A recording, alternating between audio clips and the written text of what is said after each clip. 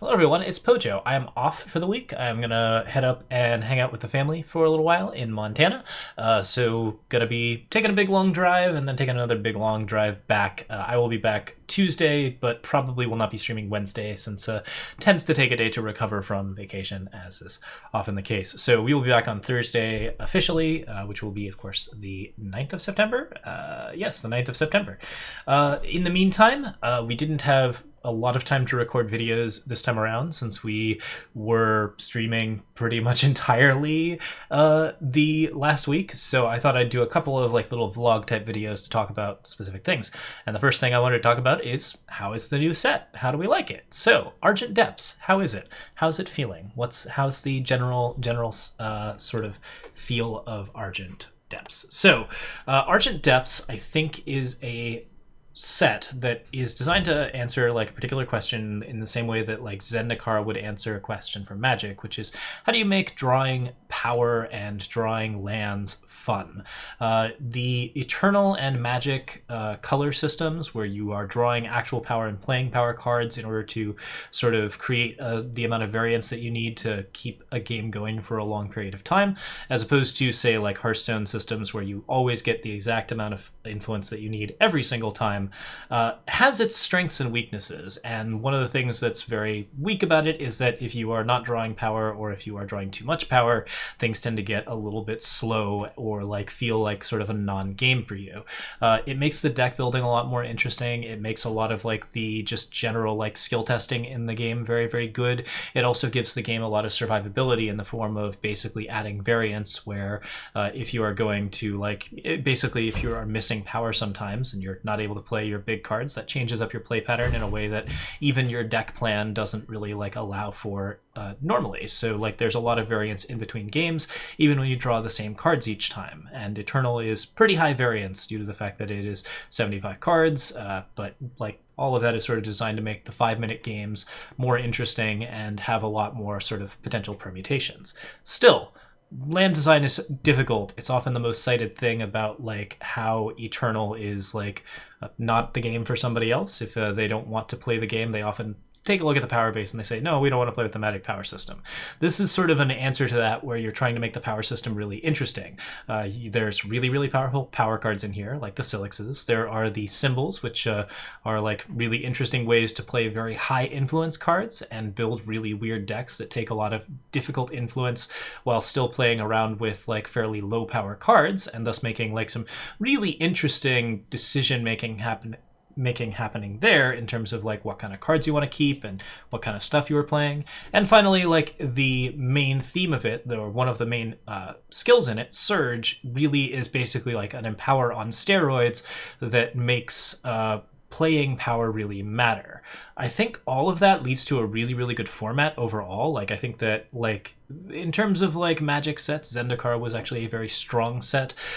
The ones that focus on making lands a little bit more important have actually generally been pretty good sets, because they make the entirety of your deck feel a lot more impactful and a lot more fun to play. Like it feels really good to draw a power in Zendikar. It feels really good to draw a power in this set, Argent Depths.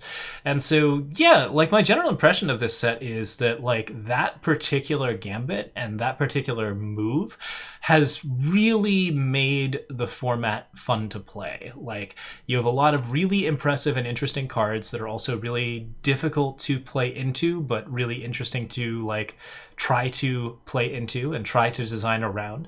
It fills out really well with the Throne set, where basically like there's already so much power in Throne, but the fact that you now have to try and find certain types of influences to make like more power happen in Throne helps the Throne set quite a bit. And you know, this is something where like my opinion of Throne is always going to slowly decrease over time as the set gets larger and larger and more powerful as it goes, but this has been very, very good at sort of staving that off. I've always like been of the opinion that Throne was going to be dead in a set or two, and this is something where like it's actually like really like it's clearly got a few more legs in it. So we'll see exactly how long like the set continues to be interesting, but it's actually much more acceptable than I thought it was going to be. And Expedition, for that matter, is extremely fun. We are playing some amazingly fun decks in it. We get to do a lot of weird jank, oftentimes like very strange jank in multiple colors, other times jank in like mono colors, both of which were very rare and strange experiences beforehand. They're much different from how the game was playing last time around, and like they are generally like feeling really, really strong to play. I'm very much enjoying all the different cards that we're playing with. I like the sort of return to Argent port. I like the art of the set. I think that like there's a sort of like good series of themes going on here where basically it just sort of feels like a nice callback to the original set, and there's a lot of nostalgia there, but there's also like a lot of strong core concepts in the first set that were really, really good choices. So yeah, like in general, like I think that like the set expresses its ideas really well. It executes mechanically on those ideas extremely strongly, and overall like each of the mechanics seems to be very, very good.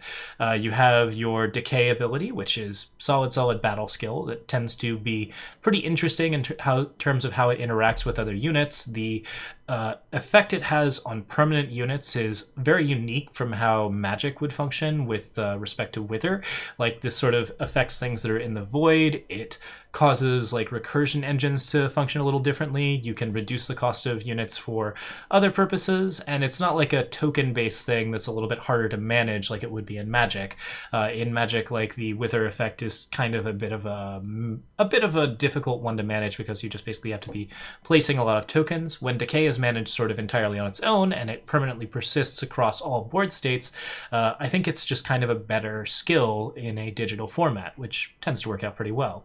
Imbue, I was saying, was a worse mentor. It's actually a better mentor. I didn't realize that Imbue could be used in my first evaluation. I didn't realize that it could be used on units that are exhausted. You can actually stun any unit that is already attacked, meaning that you do not miss attacks for imbuing. You can actually swing in and then imbue afterwards. And because the unit unstuns as soon as the imbued unit is removed, like the card actually tends to sort of the loss of strength on your board actually tends to be made up for by the fact that your imbued unit is typically too much of a threat to not be removed. So your opponent either has to get rid of the smaller unit that you are imbuing with, or get rid of the big unit and thus return the small unit that you have sort of spent back to your play. And that really kind of adds a lot of depth of strategy to the combat in terms of how imbue works. I think the skill is like a really, really good implementation of Mentor in many ways, which was always a pretty good limited skill. And in this case, it's like a very strong limited skill that actually still has a couple of legs in Expedition. There's some really interesting things you can do with the deck. It's not to say that like Roshi the Entrancer is going to be the most powerful card in Expedition or anything, but it is a fun card to play, and it feels fun and satisfying to play with, much like Danica Ruined Witch. We have like returns to Clockroaches. We have returns to a lot of like the smaller themes. There's just all these little callbacks to Argent port, which are just really, really satisfying. I would say the one thing about the general like sort of thematic stuff that is a little interesting is that while it is technically supposed to be a return to like a nightmare Argent port, the Argent port of Vara's Nightmares, I do think that like basically most of these cards have not actually changed in terms of style or what kind of stuff they are doing. Like Anaya Master Sleuth is not different from Anaya Master Sheriff in any means. Bartholo Beguiling is still the same Bart. We have different Scions, but we also have the same Scions being released, and like most of the cards aren't really like evil or anything like that. There's just a couple of cards from Argent Depths that are expressive of Argent Depths storyline, and then the rest of the cards are just like, hey, Argent port is fun, let's go back to Argent port and talk about all those cool cards again. Like, I don't think that Ironthorn is actually very different with or without his hat on, although he does look a lot stranger. So yeah, like I think that like that is sort of something that could maybe be worked on in terms of like mechanical implementation over story implementation, but by and large that doesn't really matter because like there are still a lot of small story beats that are being hit. This is a set that is kind of designed to reintroduce the game to newer players, I think, in many ways, and that is something that like is actually like really notable about it. point, it's something that, for Eternal would be a really good place to jump in and start playing. This is probably like one of the biggest sets for like playing with new players, and I'd like to do some videos to introduce new players to the game very soon, because I think that it's a pretty strong starter set for that particular aspect. There's a lot of cool uncommon and common decks. You can do some really cool stuff with like mono blue decks and mono time decks that aren't like very legendary heavy. There's a lot of like interesting ideas out there, and like there's a lot of really fun stuff that you can do with just rares and uncommons. Well, a lot of the legendaries are, like the level of impactful that you want them to be, which is very good build around Mies, but not so powerful that you have to run them in, that you get to run them in Throne and feel happy about them, or that you have to run them in Expedition in order to feel happy with your deck. There's just very good implementation all around on like limited format. The draft format is very, very fun. I basically would say that like this is like a 9 out of 10. It's an absolute A plus in terms of like overall implementations. Out of the 9 sets, the only other ones that it could like maybe compare to are like set 1, like the original set, and somewhere around like set 3 or 4 there was like a really, really good like just sort of golden age of Eternal as well. I think we're kind of back there. This actually feels really, really good. My primary issues with the format right now are basically like old cards from the previous format. Like Jack is still something of an issue. There's other stuff from that format that was not very pleasant then that can't be removed now because the set just contains all of those cards from the previous setup. But like by and large, it hasn't seemed to have made a huge impact on the meta in terms of like what is most interesting. There's a lot of good stuff out there. We do see like monocolored decks that are very popular, like Mono Shadow is very popular, but it's a fun deck to play, and it's a fun deck to play against. So I don't feel bad about that happening. It's just, like every now and then you see like Jack for the 12th time in a like big long sort of draft run, and you're feeling like a little bit, or a big long throne run, and you're feeling like a little bit iffy about that card still being an Expedition. It's like, it's a little bit tricky on that front. But overall, this is like a really, really strong format.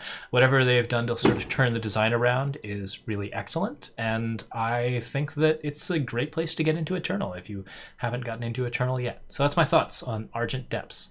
So we'll be back with more videos very shortly, probably more short vlogs like this one, and then we will be streaming again on Thursday, July 9th. Thank you everyone for watching. I look forward to playing a lot of Eternal on mobile at the lake. So have a lovely evening, everyone. Thank you so much for watching.